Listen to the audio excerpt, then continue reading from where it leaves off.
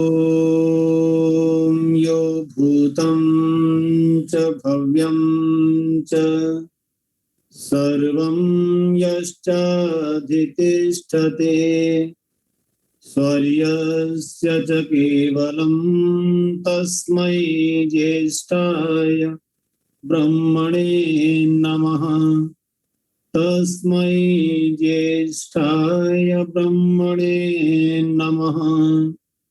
अखण्डादानन्दानिगमहिमशैलेन्द्रशिखरात् प्रभूता भूतानां जनिलय कृता शङ्कर गुरो दयानन्दस्येयं सकलभुवनायामृतपदं दिशन्ति कीर्तङ्गा जनित शिव संगा विजयते। जनित शिव संगा विजयते। ओम शांति शांति शांति। आर्य समाज डिफेंस कॉलोनी के तत्वावधान में आयोजित इस व्याख्यान माला में उपस्थित आर्य समाज डिफेंस कॉलोनी के प्रधान आदरणीय श्री अजय चौहान जी, पूरा चौहान परिवार आदरणीय श्री अशोक कुमार जी, डॉक्टर अशोक चौहान जी, डॉक्टर श्री आनंद चौहान जी, श्री अरुण चौहान जी और इस समाज के मंत्री जो कि टंकारा ट्रस्ट के भी मंत्री हैं आदरणीय भ्राता अजय सहगल जी। इस कार्यक्रम में देश विदेश से जुड़े हुए सभी आर्य भद्र पुरुषों और पूजा के योगी माताओं बहनों युवा साथी, मैं गत रविवार आपके साथ एक चर्चा प्रारंभ करके उसे आगे बढ़ाया था मैंने, और वह चर्चा थी मनुष्य जीवन में सुखों का जो आधार है वो संस्कार है। और विशेष रूप से आदरणीय भ्राता अजय सहगल जी ने स्पष्ट किया था, क्योंकि इस व्याख्यान माला में हम उन 16 संस्कारों के व्यावहारिक स्वरूप को, वैज्ञानिक स्वरूप को, शास्त्रीय स्वरूप को और उसके मेडिकल साइंस के पॉइंट ऑफ व्यू से क्या क्या उसकी उपयोगिता है, इन सब विषयों पर बातचीत कर रहे हैं। मैं स्पष्ट कर दूं कि यह कोई उपदेश और व्याख्यान न होकर के एक ऐसी चर्चा है जो मनुष्य को मनुष्य बनाने में हमारे ऋषियों ने जिन प्रयोगों को हमारे लिए उपस्थित किया है, ये विशेष रूप से ऐसे प्रयोग हैं जिन्हें ऋषियों ने बहुत दीर्घावधि तक, लंबे समय तक इस पर प्रयोग किए और प्रयोग से जो परिणाम निकले उन सबका विनियोग संस्कारों में किया। वर्तमान युग के महामनीषी चिंतक महर्षि दयानंद सरस्वती जी ने प्राचीन गृह सूत्रों, चरक सुश्रुत संहिता, मनुस्मृति और अनेक ग्रंथों में संस्कारों पर जो जो विचार और सामग्री उपलब्ध थी उसका एक ऐसा सार स्वरूप हमारे लिए दिया है संस्कार विधि के माध्यम से, जिन्हें मैंने गत शुक्रवार को आपसे चर्चा करते हुए बताया था। कतिपय विद्वानों ने 36 संस्कार माने, कतिपय विद्वानों ने 48 संस्कार की भी कल्पना की, 24, 13, लेकिन ऋषिवर देव दयानंद जी ने उन संस्कारों को षोडश संस्कार अर्थात 16 संस्कार, मैंने निवेदन किया था आपसे कि ये 16 संस्कार केवल रिचुअल नहीं है, केवल इनको कर्मकांड की दृष्टि से संपन्न कराया जाए ऐसा नहीं, क्योंकि हम वैदिक विचार के मानने वाले ऐसा विचार करते हैं कि हमारे यहाँ कोई भी क्रिया, चाहे वो वेद पारायण यज्ञ हो, अग्निहोत्र हो, पितृयज्ञ हो, अतिथि यज्ञ हो, बलिवैष्णदेव यज्ञ हो, अर्थात ये यज्ञ हमारे, और इसके अतिरिक्त बड़े बड़े जो अश्वमेध पर्यंत यज्ञ हैं, उनका केवल और केवल कर्मकांडीय महत्व नहीं है कि मंत्र बोलने से, अमुक आहुति देने से कोई लाभ विशेष हो जाएगा। मंत्र का लाभ होगा, आहुति का लाभ होगा, परंतु वो मंत्र और आहुति उन जो लाभ करेंगी वह मानसिक लाभ तक ले जाएगा। वो हमारे चिंतन को परिष्कार अर्थात चिंतन को प्यूरिफाई करेगा। हमारे विचार में, हमारी जीवन पद्धति में जिन विचारों की आवश्यकता है वो सब इन संस्कारों में निहित है, मैं ऐसा मानता हूं। गत शुक्रवार को मैंने जन्म से पूर्व के 3 संस्कार और जन्म होते ही जातकर्म और नामकरण 2 संस्कारों की चर्चा आपसे की थी। और नामकरण में थोड़ा सा विषय मैंने केवल स्पर्श किया था कि नाम क्यों आवश्यक है। तो हमारे शास्त्रों में कहा गया है कि जो नाम है अर्थात 2 प्रकार की नॉलेज, 2 प्रकार का ज्ञान मनुष्य को होता है। एक होता है सविकल्पक ज्ञान अर्थात ऑब्जेक्टिव नॉलेज, किसी भी वस्तु के नाम सहित, उसके गुण सहित उसकी नॉलेज रखना, उसका ज्ञान रखना। एक होता है उसके नाम गुण आदि से रहित, केवल एक वस्तु है ऐसा ज्ञान रखना, उसे कहते हैं निर्विकल्पक ज्ञान। तो ये तो निश्चित है, दुनिया में व्यवहार के लिए हर प्राणी, वस्तु, स्थान, इन सब का कोई न कोई नाम आवश्यक होता है। आप देखते हैं वृक्ष वनस्पतियों से लेकर जितने भी जीव जंतु हैं उन सबका नामकरण किया गया है। दुनिया की अनेक भाषाओं में उनका नामकरण आवश्यक है। जैसे एक एक वनस्पति का एक तो व्यावहारिक नाम होता है जिसे लोक में बोला जाता है, एक बॉटनिकल नेम होता है उसका, वानस्पतिक नाम। और बॉटनिकल नेम का मतलब है उसकी जो गुण हैं वनस्पति की दृष्टि से। तो इसी प्रकार से मनुष्य के नाम की जो प्रक्रिया है वो ऋषियों ने बनाई। और डॉक्टर सत्य सिद्धांतालंकार जी ने लिखा है संस्कार चंद्रिका में कि मनुष्य के भी 2 नाम प्रायः पाए जाते हैं। एक जो उसका मुख्य नाम है, जो उसके गुणों को व्यक्त करता है, या गुणों को कई बार तो नाम के अनुसार गुण आने लग जाते हैं, और जिनके अंदर पहले से ही गुण बहुत हैं वो अपने नाम को सार्थक करते हैं। आपने हिंदी के कवि काका हाथरसी को कई बार सुना होगा। मैं आपको नाम के साथ इस प्रसंग को जोड़ना चाहता हूं। काका हाथरसी जी ने बड़े सुंदर व्यंग्य लिखे। मैंने तो उनको कई बार साक्षात भी सुना है, और आप में से भी, श्रोताओं में से कुछ लोगों ने साक्षात सुना होगा। काका हाथरसी जी कहते थे कभी कभी तो नाम ऐसे उल्टे मिलते हैं समाज में। उन्होंने उनकी 2 पंक्तियां मुझे याद हैं। सेठ करोड़ी मल के घर में टूटी खाट, सेठ चटंगी लाल के मील चल रहे 8, नयन सुख आंखों से अंधे अमर सिंह मरघट ले जाते देखे। ऐसे उन्होंने बहुत सारे नामों को कहा था कि हम, वो व्यंग्यकार थे, और व्यंग्य करते हुए कहा कि हम नाम रख लेते हैं किसी का किरोड़ी मल, किसी का लक्खी मल, लेकिन उनकी आर्थिक स्थिति कई बार बहुत दयनीय होती है। नाम तो होता है किसी का छटंगी लाल। छटंगी एक बहुत छोटी सी परिमाण की वो है, माप है, और वो बड़े बड़े उद्योगपति हो जाते हैं। तो उन्होंने जो व्यंग्य किया, मैं उसको केवल इतना स्पष्ट कर रहा हूं कि नाम माता पिता को अपनी संतानों के कैसे रखने चाहिए, आप विचार कीजिए। ऋषियों ने इस पर कितना चिंतन किया। और हमारे ग्रंथों में, चाहे वो आयुर्वेद से संबंधित ग्रंथ हो, चाहे वो संस्कारों से संबंधित गृहसूत्र आदि हो, उनमें कहा गया कभी भी नदी, नाले, वृक्ष, वनस्पति, जड़ पदार्थ, इनके नाम मनुष्य के नहीं होने चाहिए। तो इसकी चर्चा मैंने गत शुक्रवार को की थी। आज केवल इतना कहूंगा कि नाम बड़ा विचार पूर्वक, चिंतन पूर्वक करना चाहिए। ऋषि जी ने ये छूट दे दी कि माता पिता स्वयं अपनी संतान, पुत्र या पुत्री के नाम का चिंतन करके एक सूची बना ले, और जन्म के 11वें दिन या 1 वर्ष 1वें दिन दो ही विकल्प दिए हैं नामकरण के। तो अगर माँ स्वस्थ है, शिशु स्वस्थ है, तो 11वें दिन नामकरण हो जाना चाहिए।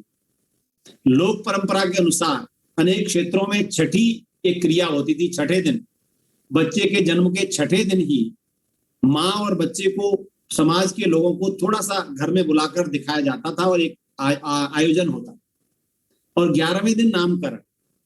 और यदि किसी कारणवश माँ अस्वस्थ है या शिशु भी अस्वस्थ है, तो उसके नामकरण को आप टाल सकते हैं, 11वें दिन करने की आवश्यकता नहीं है। 1 वर्ष 1वें दिन भी उसका विधान कर सकते हैं। वर्तमान आचार्यों ने 101वें दिन का भी विकल्प दे दिया है। तो ये काल की दृष्टि से भी संस्कार का एक विवेचन यहाँ मैं रख रहा हूं आपके समक्ष। और उपयोगिता, आवश्यकता, तो व्यावहारिकता इतनी ही कहूंगा कि नाम क्योंकि उसका आवश्यक है, बिना नाम के कोई भी व्यवहार नहीं चलेगा।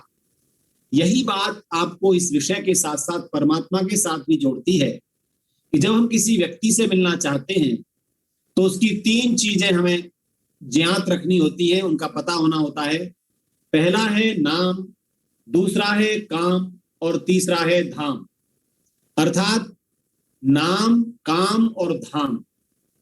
हम किसी के नाम से उसे जानते हो, उसके कार्यों से उसको जानते, और उसका स्थान कौन सा है, वो कहाँ अवस्थित है, कहाँ रहता है, ये 3 चीज हो तो हम मिल सकते हैं। यही बात परमात्मा के विषय में भी आती है, क्योंकि हम जब संस्कारों की चर्चा कर रहे हैं तो मनुष्य का जीवन आनंद के लिए प्राप्त हुआ है। मैंने जो इसका विषय रखा, सुखी जीवन का आधार संस्कार, तो जब सुख होता है तो तभी वह आनंद की ओर अग्रसर होता है। तो मनुष्य का जीवन आनंद की प्राप्ति के लिए है, और आनंद की प्राप्ति कब होगी? जब उस आनंदमय परमपिता परमेश्वर सच्चिदानंद स्वरूप के साथ हमारा सानिध्य, अर्थात हम उसके सानिध्य को प्राप्त करेंगे। और उसी के लिए नाम, काम और धाम 3 चीजें, मैं इसको प्रसंगानुकूल केवल चर्चा कर रहा हूं कि हमें ईश्वर का उचित नाम स्मरण होना चाहिए, और उसके कार्य। ऋषि ने आर्य समाज के दूसरे नियम के अंत में जब ये लिखा, उन सब विशेषणों को बताते हुए, और जो सृष्टि करता है उसी की उपासना करनी योग्य है। तो नाम तो है ही परमपिता परमात्मा का मुख्य निज नाम ओम है।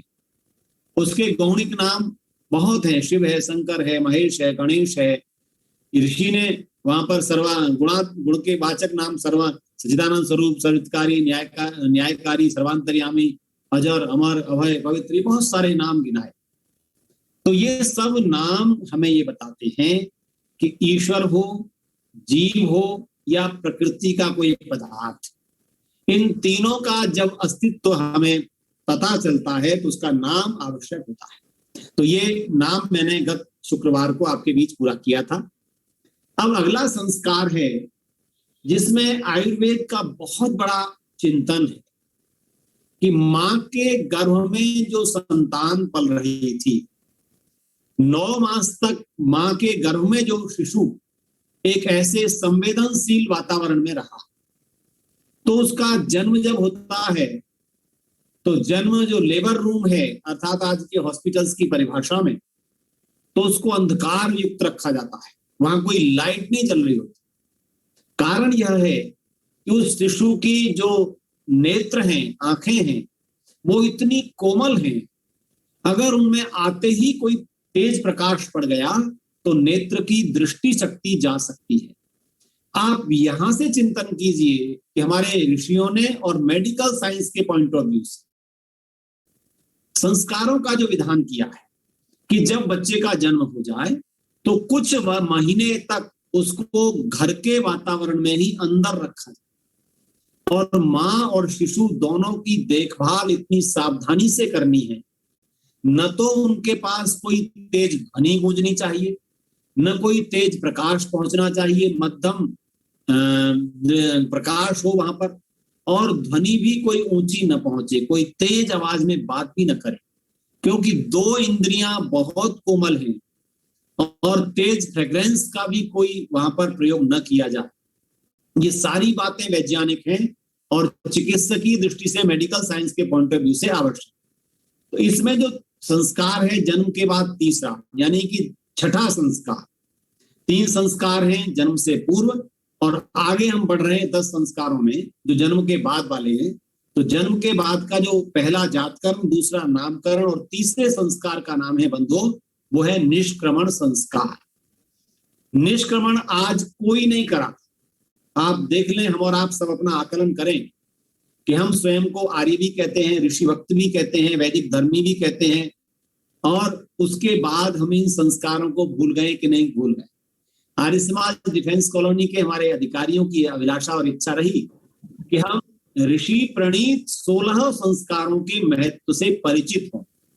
इसलिए मैं केवल परिचय मात्र में ये कक्षा चला रहा हूं, और ये कक्षा मान करके आप सबका आह्वान करता हूं कि आपके अंदर जो जो प्रश्न उपस्थित हो रहे हों तो उनको कभी लिख करके भेज दीजिए। आप हमारे प्रधान जी या मंत्री जी को, वे मुझे भेज देंगे तो उनका समाधान भी मैं अगले में ये चलेगा ही चलेगा। ने कहा कि अगले तक ले जाने का देखेंगे क्या करना है, तो अगले चलेगा ही चलेगा, क्योंकि इस सप्ताह में आज मैं पहुंच रहा हूं 10 संस्कारों तक पहुंचने का प्रयास करूंगा। तो छठा संस्कार निष्क्रमण संस्कार है, और इसके लिए कहा गया है कि बालक हृष्ट पुष्ट हो तो 2 माह 13 दिन में उसको बाहर के वातावरण में वायु का सेवन उसको कराए। और इसके लिए भी 2 शक्तियां जो ऊर्जा की हैं बंधुओं, वो है सूर्य और चंद्र। इस संस्कार में बालक यदि दुर्बल है तो उसको तीसरे माह में या चौथे माह में बाहर निकालें, क्योंकि उसके शरीर की संवेदनशीलता हमें दृष्टि में रखनी है। तो निष्क्रमण संस्कार का जो मुख्य उद्देश्य है, सूर्य और चंद्र इन दोनों के दर्शन कराना, इन दोनों की ऊर्जा को उस बच्चे तक पहुंचाना। अब देखिए, आप इस संस्कार में, क्योंकि समय इतनी तेजी से बढ़ रहा है, इस संस्कार की जो विधि ऋषि ने लिखी है, वहां पर जैसे दिन में आप बच्चे को बाहर ले जा रहे हैं तो जो भी मंत्र हम बोल रहे हैं उसमें एक वाक्य आ रहा है, त्वम जीव शरदः शतम वर्धमानः। हे बालक, शिशु, बालक या बालिका, त्वम जीव शरदः शतम वर्धमान, हम तुम्हारे जीवन की जो अभिलाषा करते हैं वो न्यूनतम 100 वर्ष के जीवन की अभिलाषा करते हैं। इसलिए कहा त्वम जीव शरदः शतम वर्धमान, ये बार बार कहा गया। अस्मे शतम शरदः जीवसे, जीवेम शरदः शतम, त्वम जीव शरदः शतम। ये 100 शरद ऋतु बार बार क्यों कहा जाता है? कभी आपने विचार किया? ऋतुएं तो 6 हैं, बसंत भी है, ग्रीष्म भी है, वर्षा भी है, शिशिर भी है, हेमंत भी है, पर जब जीवन की कामना की जा रही है तो कहा जा रहा है त्वम जीव शरदः शतम वर्धमानः। तो यहाँ जो शरद शब्द है ये चंद्रमा की शीतलता और औषधि युक्त शक्ति के लिए प्रयोग किया गया है, क्योंकि शरद ऋतु में चंद्रमा का जो औषधीय अमृत होता है वो सीधा धरा तक पहुंचता है। तो ये आवश्यक नहीं है कि प्रत्येक बालक को 3 महीने का समय शरद ऋतु में ही हो रहा हो, किसी भी ऋतु में वह 3 माह हो रहे हो तो हम सूर्य के प्रकाश में भी बालक को बाहर ले जाएं। और वहां पर इसको संस्कार क्यों माना गया, बात यह है। ये तो एक सामान्य प्रक्रिया भी हो सकती थी कि बच्चे को माता पिता बाहर ले जाते हैं, इसको संस्कार का रूप ऋषियों ने दिया, और संस्कार का रूप देते हुए कहा कि माँ चंद्रमा के प्रकाश में बालक को गोद में लिए हुए हो और वह फिर अपने बालक के पिता की गोद में उस बच्चे को सौंपे, और दोनों उसकी ओर देखकर इस वाक्य को बोले, त्वम जीव शरदः शतम वर्धमानः। देखिए, आप वैदिक प्रक्रिया को देखिए, यहाँ एक व्यक्ति के निर्माण इस मंत्र को दोबारा बोलेंगे सर? हाँ जी।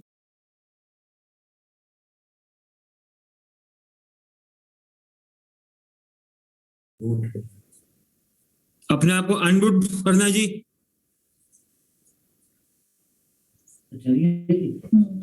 म्यूट हो गया। आवाज ठीक है जी, आप ठीक है। निवेदन कर कि वह माता पिता उस शिशु को देखते हुए तो इसकी संवेदनाओं का, इसकी भावनाओं का, इसकी संतान के प्रति माता पिता की आत्मीयता का जो परिचय मिल रहा है कि वह प्रत्येक अवसर पर स्वयं को एक निर्माता मान रहे हैं। ईश्वर सबका निर्माता है, परंतु जब ये कहा जाता है स्त्री ब्रह्मा बभूविथ, हे देवी, हे स्त्री देवी मां मातृशक्ति, तुम कौन हो? तुम ब्रह्मा बभूविथ, तुम ब्रह्मा हो। अर्थात जैसे सृष्टि की उत्पत्ति करने का दायित्व ईश्वर पर है, वैसे ही इस सृष्टि में मानवीय सृष्टि को संस्कारित उत्पन्न करने का दायित्व प्रथम मां पर है, फिर पिता पर है और तीसरा गुरु पर है। तो समाज में कैसे मनुष्य हो, ये निर्णय करना है। हमारा समाज किस प्रकार, किस स्वभाव के मनुष्यों से युक्त हो, ये प्रत्येक माता पिता के संस्कार से जुड़ जाएगा, संस्कार से उसका परिचय होगा, संस्कार को जीवन में महत्व देगा, तब वह उत्तम संतान समाज को दे पाएगा। ये जो हमारी योजना है इस चर्चा की, वो यही है। कम से कम हम जो आर्यजन स्वयं को कहते हैं या सत्य सनातन वैदिक धर्मी कहते हैं, उनके पास जो पूंजी है उस पूंजी का तो परिचय होना ही चाहिए। हम अपनी ही पूंजी से परिचय नहीं है हमारा।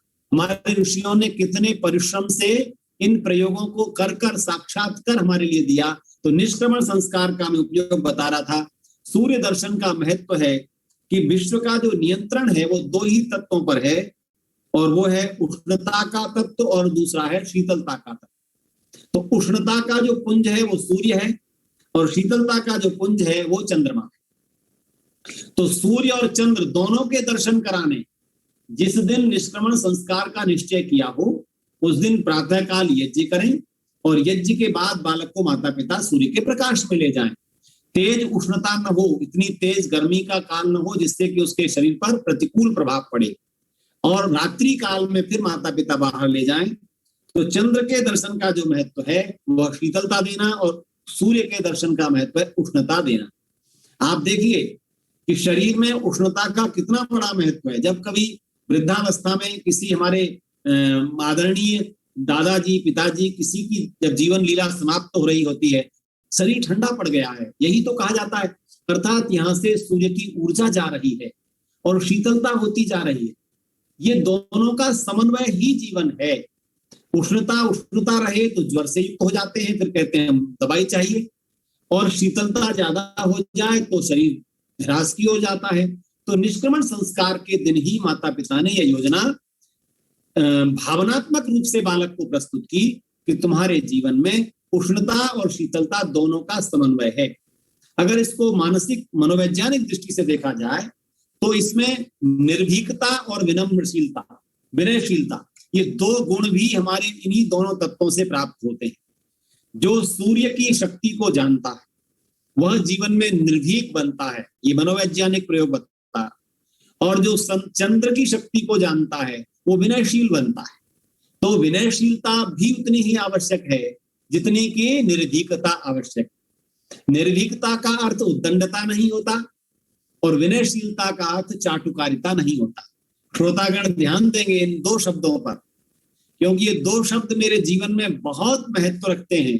जब मैं गुरुकुल कांगड़ी विश्वविद्यालय से विद्यालंकार की उपाधि प्राप्त कर स्नातक बन रहा था, तो मेरे दीक्षांत समारोह में उत्तर प्रदेश के तत्कालीन राज्यपाल जो आंध्र प्रदेश के थे, मैं उनका अभी नाम मुझे स्मरण थोड़ा सा भूल रहा हूं, उन्होंने ये दो ही उपदेश हमें दिए थे कि जीवन में आप निर्भीक बनो, स्वतंत्र बनो पर स्वच्छंद नहीं, विनयशील बनो परंतु चाटुकार नहीं।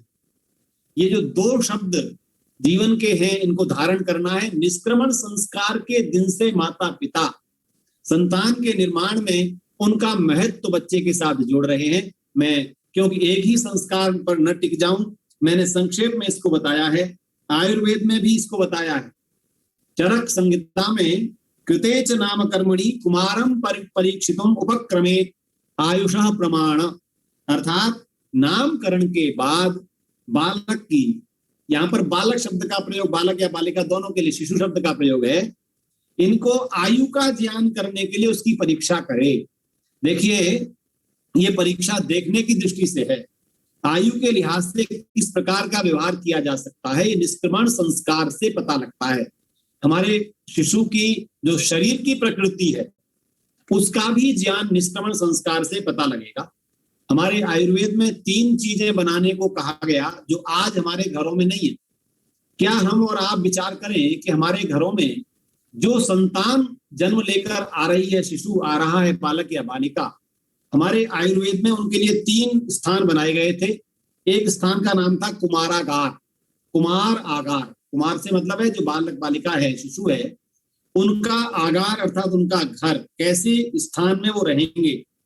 आज आप वास्तुशास्त्र पर बहुत व्याख्यान सुनते हैं और वास्तुशास्त्र के नाम पर कितने ही घर तोड़ दिए जाते हैं।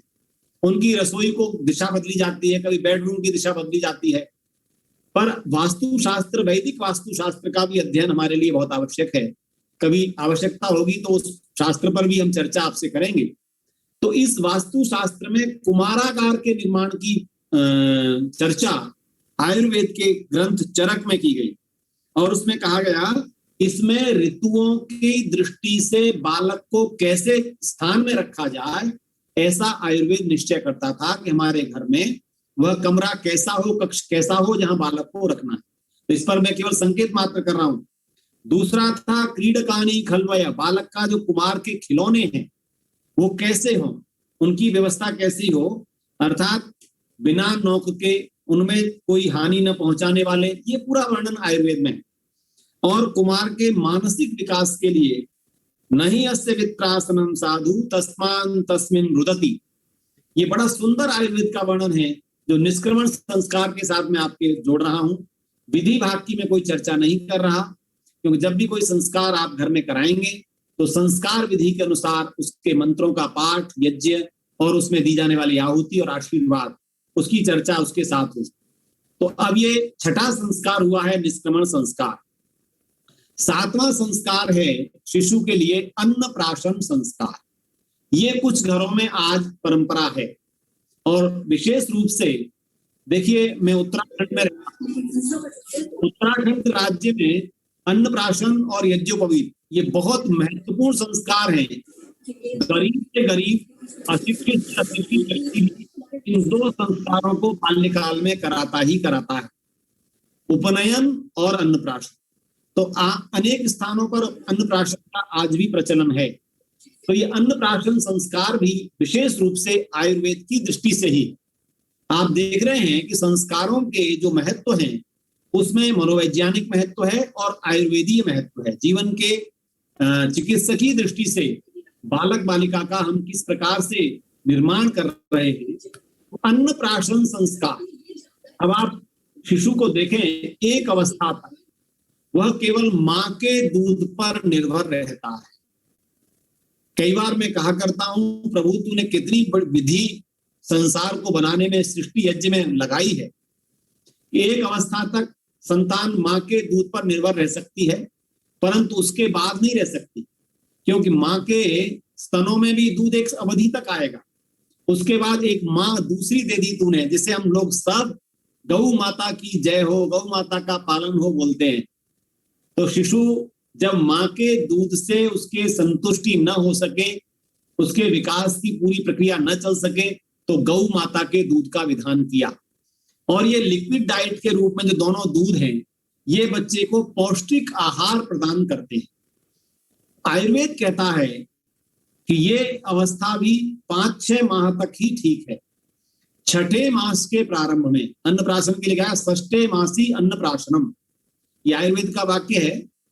और इसे कहा गया कि शिशु के 6ठे माह में उसको अन्नप्राशन, अन्न का भोजन, अशन माने होता है भोजन, और प्र उपसर्ग लग गया, विशेष रूप से चिंतित करके, विचार करके, सुचिंतित बच्चे को आप आहार देना प्रारंभ करेंगे तो उसके लिए भी एक संस्कार करें। आज तो माता पिता ऐसे ही 2-3 महीने बाद सेरेलैक के नाम से या कुछ और मिलाकर के बच्चों को देना शुरू कर देते हैं, जिसमें अन्न का भाग जाता है। आज बाजारीकरण का इतना प्रभाव हमारे जीवन में है कि हम कई बार ये भूल जाते हैं कि हमारे जो आयुर्वेदीय तत्व हैं उनमें और वर्तमान बाजार में उपलब्ध पदार्थों में कितना अंतर है। तो खैर मैं उस पर व्याख्या नहीं कर रहा हूं।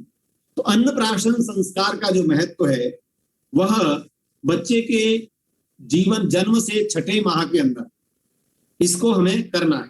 तो अन्नप्राशन संस्कार की जो आवश्यकता है वो महत्वपूर्ण इसलिए है कि बच्चे का पाचन, पेट में किस पदार्थ को पचाने में वह समर्थ है, इसका ज्ञान मां को अवश्य होना चाहिए।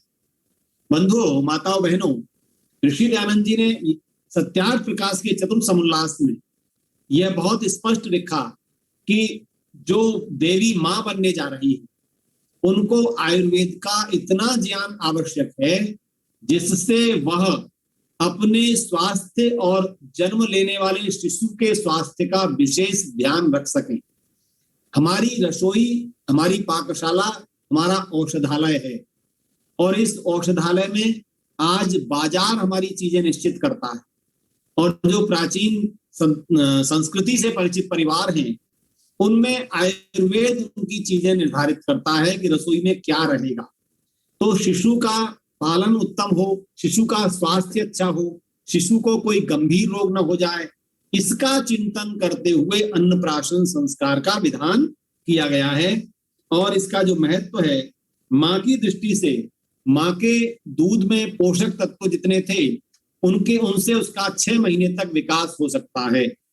उसके बाद गौ माता का दूध साथ साथ चलेगा, माँ का भी जितना निर्माण होगा उतना चलेगा, परंतु साथ में उनके जो भोजन अन्न आदि हैं, वनस्पतियों से मिलने वाले तत्व हैं, उन सबको प्रारंभ करना है। तो षष्ठे मासी अन्नप्राशनम, मैंने ये केवल इतना कहा, दूध पीना कैसे छुड़ाएं, धीरे धीरे फिर दूध पीना छुड़ाना भी है माँ के स्वास्थ्य का ध्यान रखते हुए भी। तो दधि मधु घृत मिश्रितम अन्नम प्राशयेत, यहाँ आयुर्वेद का ये वचन है। और ये काशुलायन गृह सूत्र में भी लिखा है कि दधि मधु घृत मिश्र, जब हम भोजन कराना प्रारंभ करें तो मधु और घृत के मिश्रित हल्का छोटा सा लेश मात्र घी उसमें डाल सकते हैं, जो चावल की हम खीर बनाते हैं, या फिर दधी में मधु मिला करके भी बच्चे को सेवन करा सकते हैं। उष्ण ऋतु है, अगर गर्मी की ऋतु है तो आप उसमें दधी में मधु मिला करके उसको सेवन करा दें, और शीतकाल है तो दधी न करा करके शिशु को आप खीर बनाकर, इसमें दूध की मात्रा थोड़ी ज्यादा हो, चावल की मात्रा कम हो, इसका सेवन बच्चे को कराया जाए। और इसका उद्देश्य है दीर्घ जीवन, अर्थात ये जितने अनुसंधान हुए हैं इन संस्कारों पर, उनमें चिकित्सकीय महत्व ज्यादा। तो ये जो आप देख रहे हैं कि बच्चे की छोटी सी आयु तक संस्कारों का अधिक भाग पूर्ण हो जाता है। मैंने जिस क्रम से आपको लिया, जन्म से पूर्व 3 और चौथा संस्कार जातकर्म, 5वां नामकरण, छठा निष्क्रमण और 7वां अन्नप्राशन। अब आप देखें बच्चा 6 महीने का हुआ है और 16 में से 7 संस्कार हुए हैं।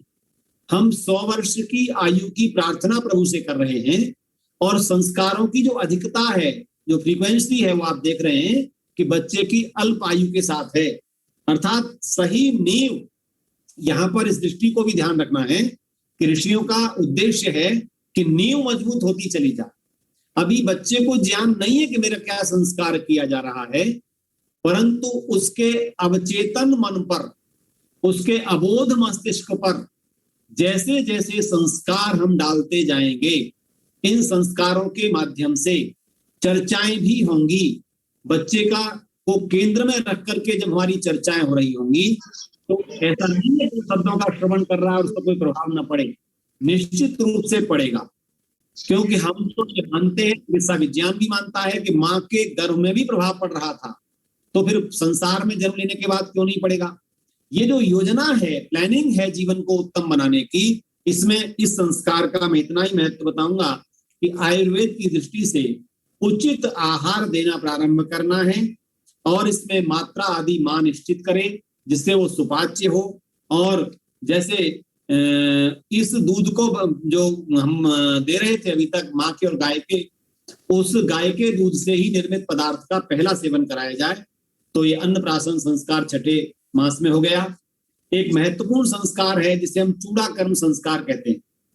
चूड़ा कर्म संस्कार है बच्चे के गर्भस्थ केशों का मुंडन करना। गर्भ से ही जो बच्चे के सिर में केश आए हैं, चूड़ा शब्द की हिंदी चोटी से भी है, शिखर से भी है। तो जैसे सीमंतोन्नयन संस्कार हमने बच्चे का किया था मां के गर्भ में, कि उसके उत्तम भाग का उन्नत भाग, इसको उन्नत बनाना, सीमंत भाग को, मस्तिष्क भाग को उन्नत बनाना, मस्तिष्क से संबंधित जो विचार हैं वो उस प्रकार का विचारों का श्रवण मां के द्वारा कराया जाना। अब चूड़ा कर्म संस्कार में आयुर्वेद ये कहता है कि मां के गर्भ में उस झिल्ली में रहते हुए बच्चे के जो केश उत्पन्न हुए हैं, उन केशों में कुछ रोगाणु आदि, कुछ मल आदि भी रह सकता है। तो हमें उस केश का मुंडन करना है, जिससे नए केश उसके शरीर सिर से और अच्छी प्रकार से आ सकें।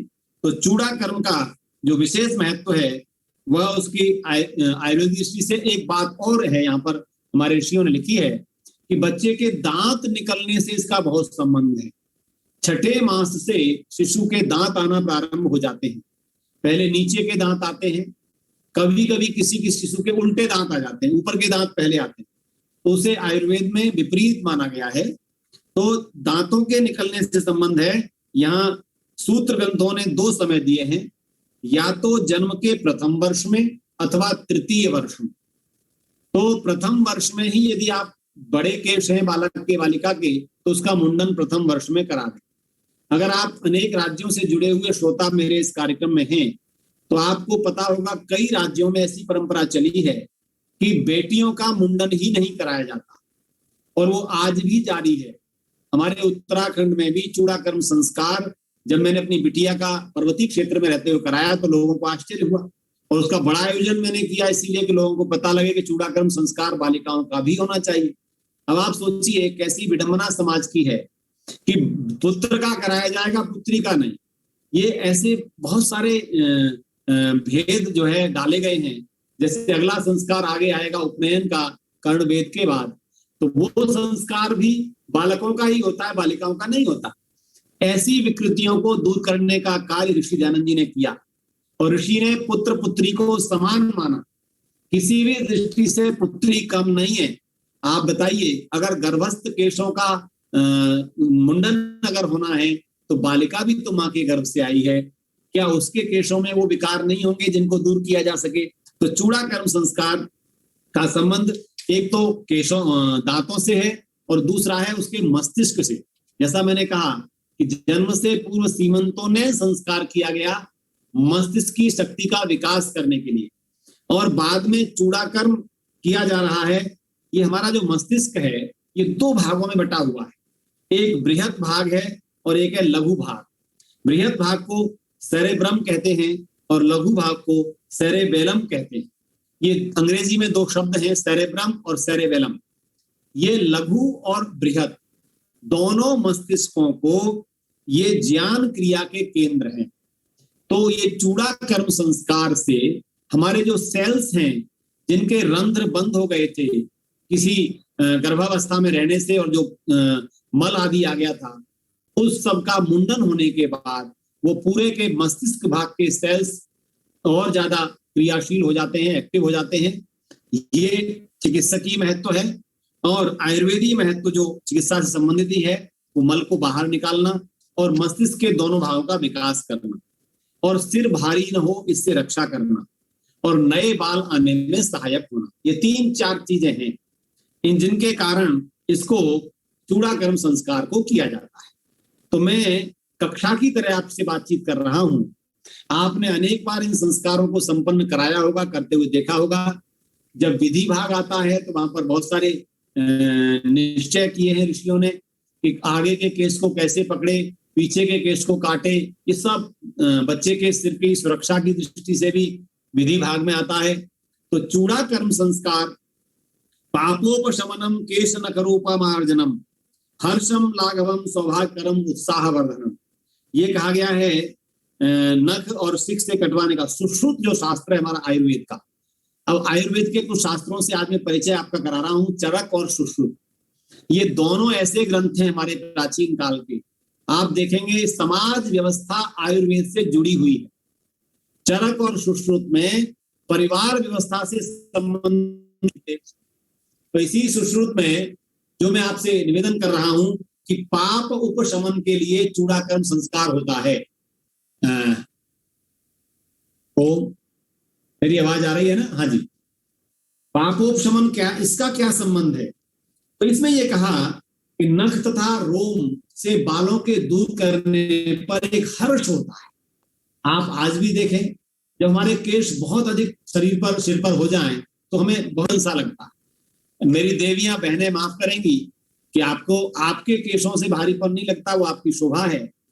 पर पुरुष वर्ग को, जो वास्तव में बहुत बड़ी संख्या में केश को कर्तन करवाना ही करवाना मानता है, जिससे वो हल्कापन सा महसूस करे, तो ये पापोपशमन से मतलब यही है। चरक में भी कहा गया है पौष्टिकम दृश्यम आयुष्यम शुचि रूपम। तो चरक और सुश्रुत दोनों के प्रमाण यहाँ पर हैं। तो ये मुंडन संस्कार, जिसे चूड़ाकर्म संस्कार कहा जा रहा है। इसके बाद एक बहुत महत्वपूर्ण संस्कार है, जिसे हम देखते हैं कि वर्तमान में नहीं ही कराया जा रहा। उसका नाम है कर्ण वेद संस्कार। यह 9वां संस्कार है वर्तमान में। तो कर्ण वेद संस्कार के लिए भी महीने निश्चित किए हैं। चूड़ाकर्म के पहले वर्ष में या तीसरे वर्ष में है बालक के, और कर्णवेद संस्कार के लिए क्या, तीसरे या 5वें महीने में शिशु का ये संस्कार होना चाहिए। रक्षा भूषण निमित्तम बालस्य कर्णौ विद्येते, अर्थात बालक के स्वास्थ्य की रक्षा के लिए कर्णवेद होता था। अब आप इस बिंदु को देखिए, जिनके कर्णवेद हुआ है, आप में से किसी के बहनों के तो हुआ ही होगा, वो एक एक्यूप्रेशर की विधि है।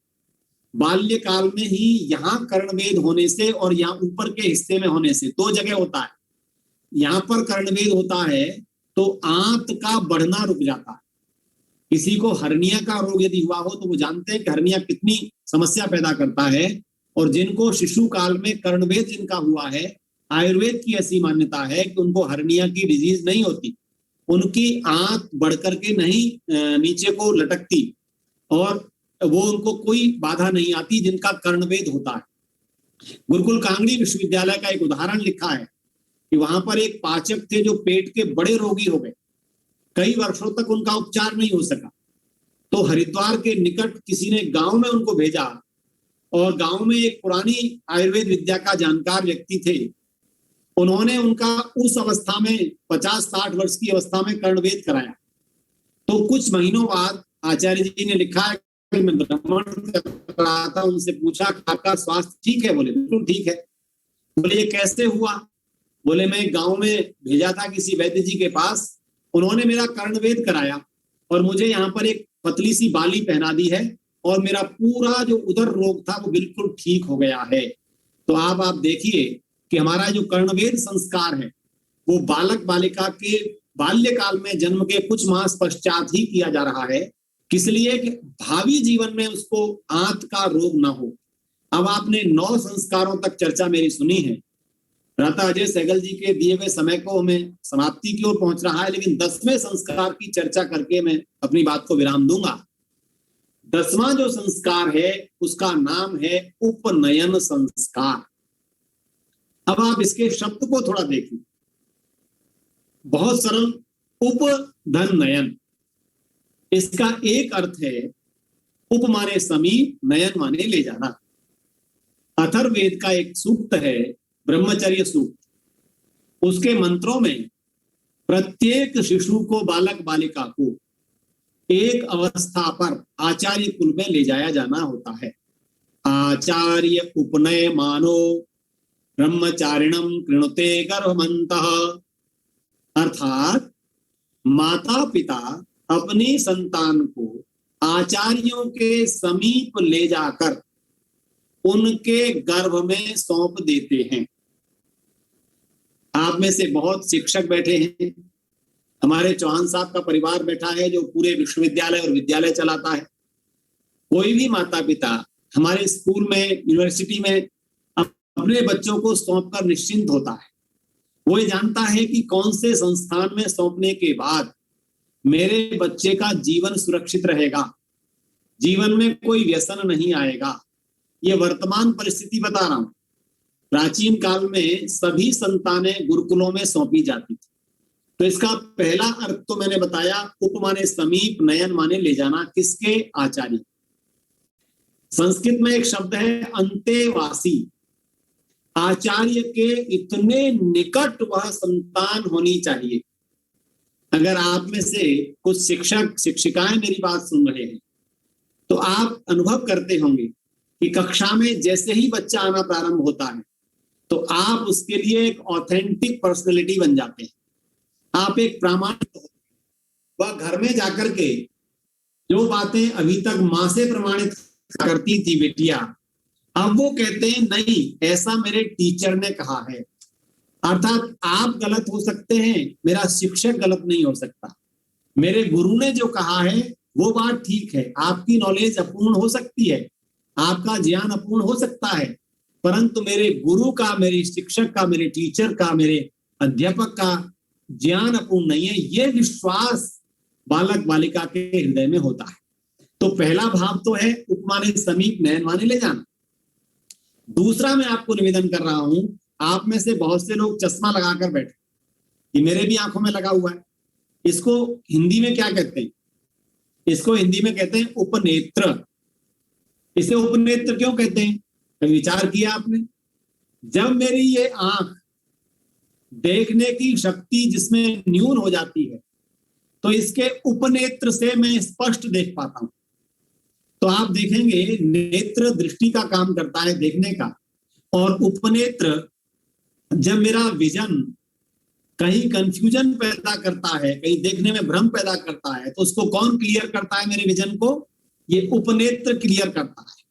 अब आप विचार कीजिए, हमारे ऋषियों ने जिसका संस्कार का नाम ही उपनयन किया, तो जो बालक और बालिका अपने पूरी जीवन दृष्टि का निर्धारण जिसके पास करते थे, उस संस्कार का नाम उपनयन था। अर्थात बालक बालिका कहते हैं आचार्यवर, मेरा विजन क्लियर नहीं है, how can I survive in this world, in this universe, मैं कैसे सर्वाइव करूंगा? आचार्य कहता था कि आओ मेरे गर्भ में, मेरी शरण में। जैसे तुम्हारे शरीर का निर्माण तुम्हारी माँ के गर्भ में हुआ है, वैसे तुम्हारे मस्तिष्क, तुम्हारे विचार, तुम्हारी भावनाएं, तुम्हारे संस्कार, तुम्हारे गुण, तुम्हारे कर्म, इन सब का जो शिक्षा का सूत्र मिलेगा वो आचार्य के गर्भ में। कितना बड़ा दृष्टिकोण ऋषियों का गुरुकुलों के प्रति था। आचार्य कहता है कि माँ के गर्भ में 9 महीने रहकर तुम्हारे शरीर का निर्माण हुआ, मेरे गर्भ में तुमको न्यूनतम 12 वर्ष रहना होगा। न्यूनतम 12 वर्ष गुरुकुल में रह करके तुम्हारे जीवन का निर्माण होगा। आज हम कहाँ हैं? जीवन के 25 वर्ष केवल और केवल निर्माण के वर्ष हैं। आज उस 25 वर्ष में सुविधाएं दी जा रही हैं, बहुत बढ़िया वातानुकूलित वातावरण दिया जा रहा है।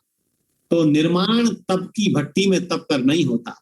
गत शुक्रवार को बंधु मैंने आपसे निवेदन किया था कि जिस प्रकार से उस टूटे हुए कप के टुकड़े से साहित्यकार ने कहा कि तू भट्टी में तप करके आ, तो मैं तुझे संस्कार,